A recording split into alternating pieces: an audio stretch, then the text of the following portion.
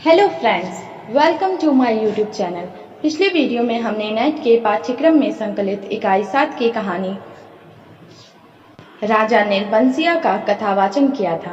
अगर आपने उस वीडियो को नहीं देखा तो नीचे डिस्क्रिप्शन में उस वीडियो का लिंक दिया है, आप आसानी से वो वीडियो देख सकते हैं। आज के इस वीडियो में हम राजा निर्बंसिया कहानी के परीक्षा उपयोगी महत्वपूर्ण बिंदुओं पर चर्चा करेंगे। तो आइए देखते हैं इस कहानी के महत्वपूर्ण बिंदुओं को। हिंदी लेखक कमलेश्वर 20वीं सदी के सबसे सशक्त लेखकों में से एक समझे जाते हैं। कमलेश्वर नई कहानी आंदोलन के संस्थापकों में रहे, जिसे नई कहानी त्रयी कहा जाता है। कमलेश्वर के अलावा राजेंद्र यादव और मोहन राकेश इस त्रयी में आते हैं। इनकी मुख्य कृतियां हैं उपन्यास एक सड़क 57 गलियां, तीसरा आदमी, डाक बंगला, समुद्र में खोया हुआ आदमी, काली आंधी, आगामी अतीत, सुबह दोपहर शाम, रेगिस्तान, लौटे हुए मुसाफिर, वही बात, एक और चंद्रकांता, अंतिम सफर, कितने पाकिस्तान। कहानियों में राजा निर्बंसिया, मांस का दरिया, नीली झील, तलाश, बयान, नागमणि, अपना एकांत, आसक्ति, जिंदा मुर्दे, जॉर्ज पंचम की नाक, मुर्दों की दुनिया, कस्बे का आदमी, स्मारक। नाटक में अधूरी आवाज, रेत पर लिखे नाम, हिंदुस्तान हमारा।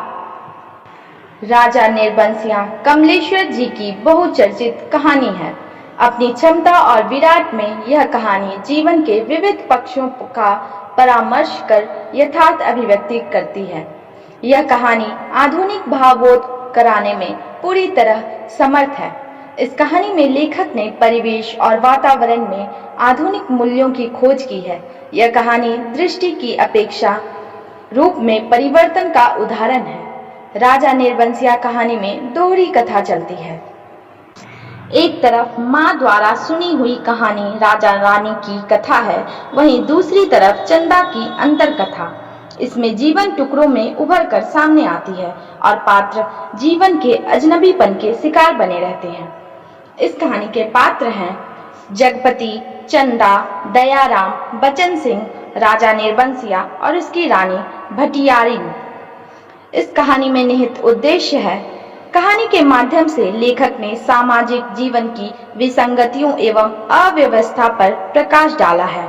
आधुनिक समाज में बदलते मूल्यों से परिचय कराना भी उसका उद्देश्य रहा है। राजा निर्बंसिया कहानी के माध्यम से पुराने चले आ रहे सामंती मूल्यों से मुक्ति की छटपटाहट और नए मूल्यों के स्वीकार के बीच के द्वंद्व का चित्रण किया गया है। सामंती मूल्यों के विघटन और उसके बावजूद उन मूल्यों को ढोने वाले समाज तथा व्यक्ति के जीवन में घुले हुए घुटन के तत्वों का चित्रण किया गया है। स्वाधीनता प्राप्ति के बाद के भारतीय जीवन में आर्थिक परिस्थितियों के महत्व और उसके हस्तक्षेप से बनने वाली जीवन स्थितियों से साक्षात्कार कराया गया है। तो आइए देखते हैं इस कहानी की कथावस्तु को।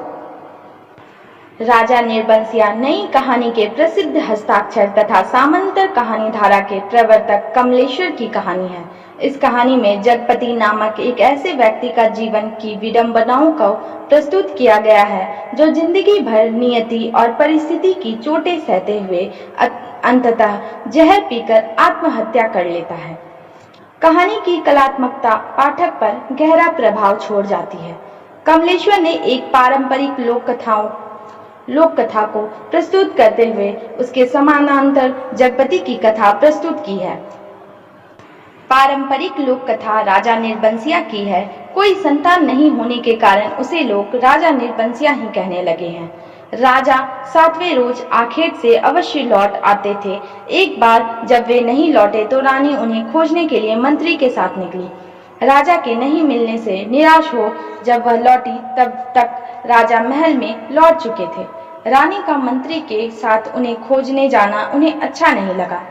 एक दिन सुबह में टहलने निकले राजा को देख सड़क पर झाड़ू देने वाली महतारिन बोल पड़ी कि सुबह सुबह निबंस राजा के दर्शन हुए, पता नहीं दिन भर भोजन भी मिलेगा या नहीं। अपमानित दुखित राजा ने उस मेहतरानी की ढेर सारा धन दिलवाकर गृह त्याग कर दिया।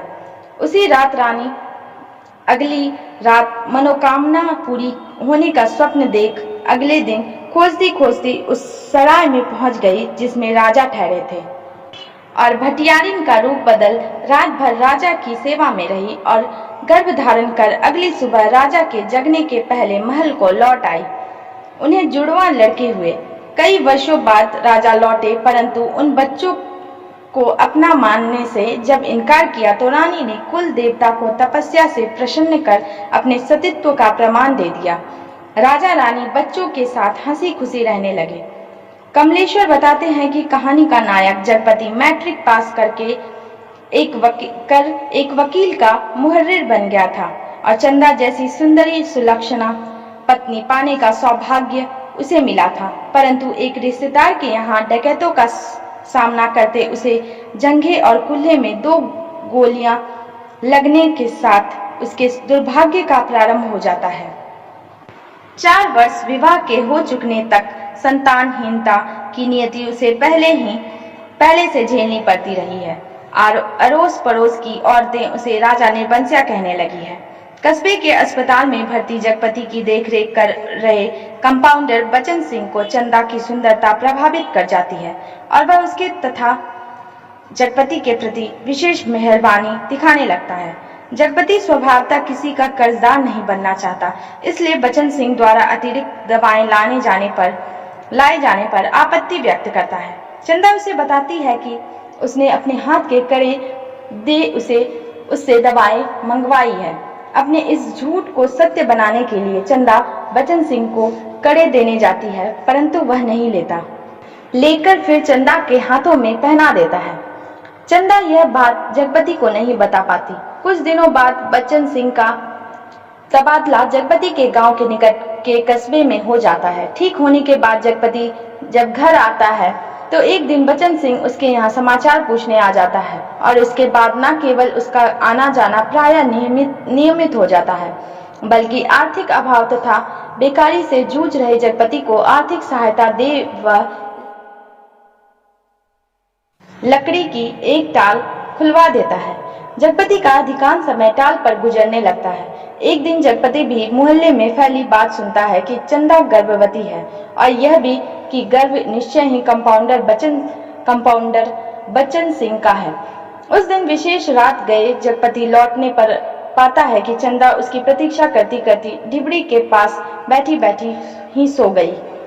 जगपति के अंदर उसके प्रति करुणा जगती है, परंतु वह कुछ बोल नहीं पाता, बावजूद इसके कि उसे भी पता है कि चंदा का गर्भ बच्चन सिंह का ही है। उसे भोजन दे चंदा बताती है कि कल वह भाई के साथ मैके जा रही है। जगपति की अनंत चुप्पी देख चंदा का धैर्य टूट जाता है और वह फवक कर रो पड़ती है। तब उसे बेशर्म औरत बताता हुआ जगपति फटकारता है कि उसकी बीमारी की अवस्था में बच्चन सिंह से संबंध बनाते चंदा को सोचना चाहिए था, परंतु चंदा बताती है कि तब उसने कोई गलती नहीं की थी। जब जगपति ने बच्चन सिंह का भारी कर्ज स्वीकार कर उसे एक तरह से बेच दिया तब उसके पास कोई चारा नहीं रह गया। इस तरह वह भी स्वीकार कर लेती है। बच्चन सिंह को वह स्वीकारती रही है और गर्भ उसी का है। अगले दिन चंदा मैके चली जाती है। एक दिन टाल पर ही मुंशी जी उसे बताते हैं कि 15-20 रोज पूर्व चंदा को लड़का हुआ है और उसका विवाह कहीं अन्यत्र होने जा रहा है। वे यह भी बताते हैं कि जगपति चाहे तो अदालत से बच्चा उसे मिल सकता है, परंतु जगपति तन मन इज्जत पैसा सब ओर से कर्ज तले दबा होने की स्थिति की अपनी व्यवस्था बयां करता है। उस दिन वह घर लौटता है तो सदा उसे राजा निर्बंसिया कहकर टिप्पणी करने वाली चाची का कहना वह सुनता है कि आगे सत्यानाशी कुल बोड़न। उस रात जगपति चंदा के नाम एक पत्र छोड़ता है जिसमें लिखता है कि बच्चे को लेकर तुम चली आना। यह भी कि चंदा के पाप से नहीं, अपने पश्चाताप से वह बहुत पहले मर चुका था। दूसरा पत्र कानून के नाम वह छोड़ता है जिसमें लिखता है कि उसे किसी आदमी ने नहीं मारा है। कर्ज के बोझ से वह स्वयं मर रहा है। वह इच्छा व्यक्त करता है कि उसे आग बच्चे से दिलवाई जाए और उस रात ही तेल में अफीम मिला पीकर वह आत्महत्या कर लेता है।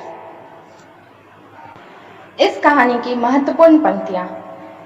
एक स्त्री से यदि पत्नीत्व और मातृत्व छीन लिया गया तो उसके जीवन की सार्थकता ही क्या।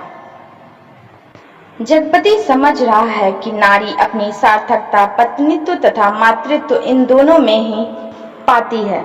चंदा को वह कभी अभी तक मातृत्व का सुख नहीं दे सका है, इसलिए उसकी आत्मा गवाही नहीं देती कि पति पत्नी के बीच रिश्ते का एक मजबूत आधार सोने के कड़े को भी वह उससे मांग ले। गहने से ही पति पत्नी के बीच आपसी सहभागिता का प्रारंभ होता है। पति गृह से प्राप्त कहने को पत्नी अपने सौभाग्य पति से रिश्ता का प्रतीक मानती है। उसमें उसका पत्नीत्व सार्थकता पाता है। संतान को जन्म दे नारी मातृत्व प्राप्त करती है और इसके साथ ही वह अपने जीवन की सार्थकता को पूर्णता में पा लेती है। उसके अनुसार उसके जीवन विवाह का लक्ष्य पूरा हो जाता है, परंतु जब तक वह माता नहीं बनी होती है तब तक पत्नीत्व ही उसके जीवन की एकमात्र पूंजी होता है जिसमें गहने आधार का काम करते हैं। किसी आम मध्य वर्गीय नारी के लिए मातृत्व और पति के रहते पत्नीत्व सौभाग्य सुहाग के प्रति कहना भी चला जाए तो उसके अपना जीवन सर्वथा व्यर्थ लगने लगता है। आदमी को पाप नहीं पश्चाताप मारता है।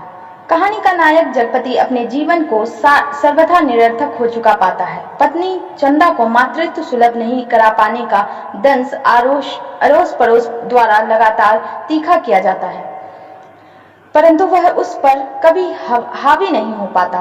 कंपाउंडर बचन सिंह से लिया गया कर्ज जगपति को इतना अकेला और दीन बना देता है कि उसके लिए कोई रास्ता नहीं रह जाता।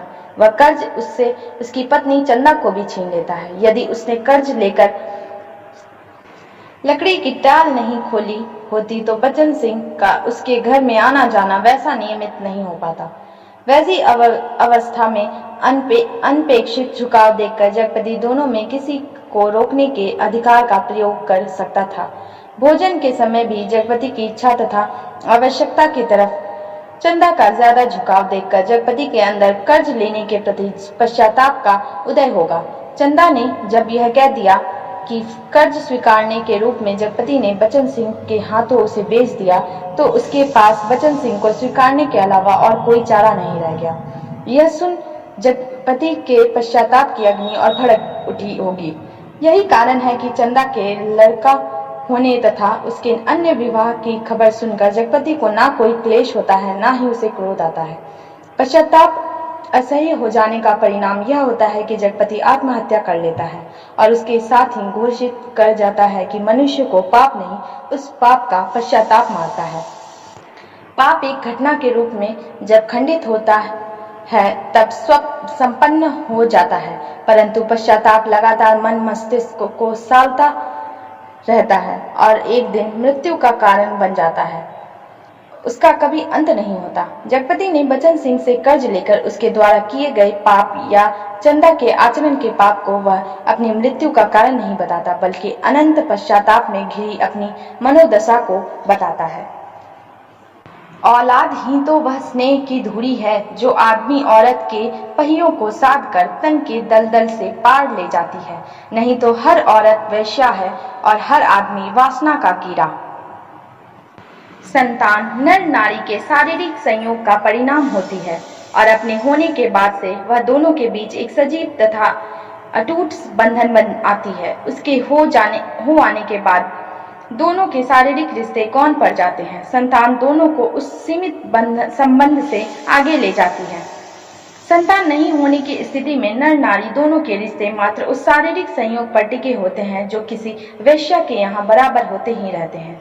फिर भी वहाँ कोई संबंध स्नेह विकसित नहीं हो पाता। वहाँ पुरुष मात्र अपनी वासना की